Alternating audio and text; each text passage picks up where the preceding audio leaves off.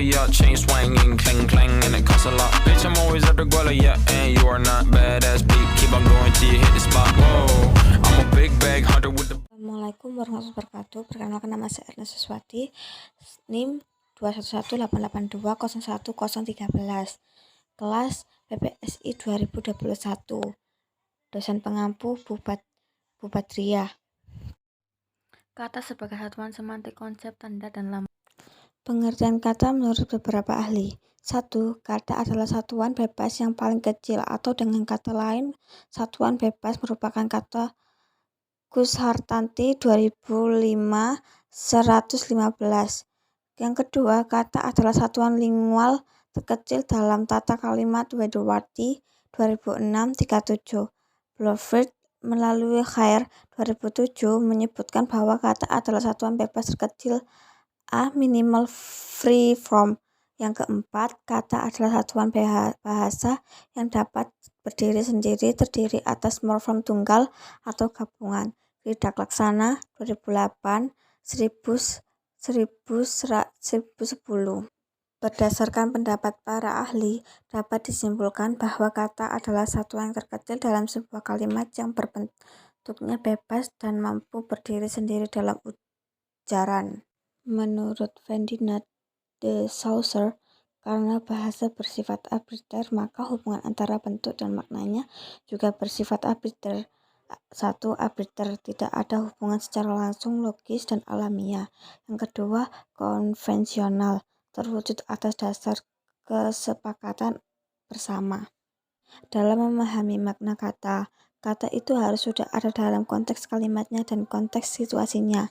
Contohnya, adik jatuh dari sepeda, nilai ujian dia jatuh dibandingkan dengan tahun lalu, dia jatuh cinta pada orang itu. Pengertian konsep. 1. Menurut Bahri 2008-30, konsep adalah satuan arti yang mewakili sejumlah objek dan mempunyai ciri yang sama. Dan yang kedua, menurut Sudarjaji 2014, konsep adalah ide abstrak yang dapat digunakan untuk menggandakan klasifikasi atau penggolongan yang pada umumnya dinyatakan dengan suatu istilah atau rangkaian kata.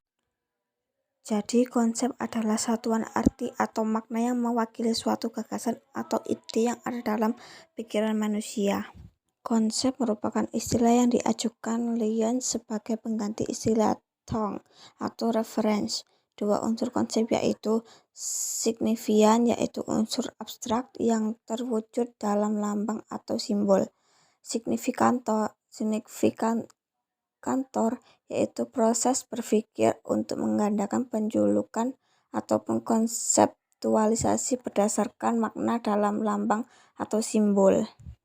Tanda. Pengertian tanda. Tanda adalah suatu yang dapat menanda atau mewakili ide, pikiran, keperasaan, benda, dan tindakan secara langsung dan alamiah. Penggolongan tanda berdasarkan penyebab timbulnya. 1. Tanda yang ditimbulkan oleh alam. 2. Tanda yang ditimbulkan oleh binatang. 3. Tanda yang ditimbulkan oleh manusia, seperti verbal, non-verbal. Penggolongan tanda berdasarkan indera sebagai acuan. Adapun auditivi, visual, auditivi seperti bunyi bel, bunyi beduk. Kalau visual, rambu lalu lintas, hari mendung. Audiovisual, mobil ambulan yang menyalakan sirine. Pengertian lambang. Lambang adalah tanda yang menyatakan suatu hal. Menurut Khair, lambang adalah tanda hanya padanya. Lambang tidak bersifat langsung dan alamiah, melainkan melalui sesuatu lain. Contohnya, gambar merah putih. Warna merah artinya berani, tubuh manusia. Dan warna putih artinya suci, jiwa manusia. Dan ada pula contoh gambar burung Garuda. Burung Garuda melambangkan Indonesia, bangsa yang besar dan negara yang kuat. Jumlah bulu melambangkan hari kemerdekaan. Warna keemasan melambangkan keagungan dan kejayaan. Perisai melambangkan pertahanan. Lambang dalam perisai melambangkan Pancasila. Semantik merupakan cabang ilmu yang mempelajari makna kata termasuk ke dalam objek yang dikaji dalam semantik, karena setiap kata pasti memiliki makna.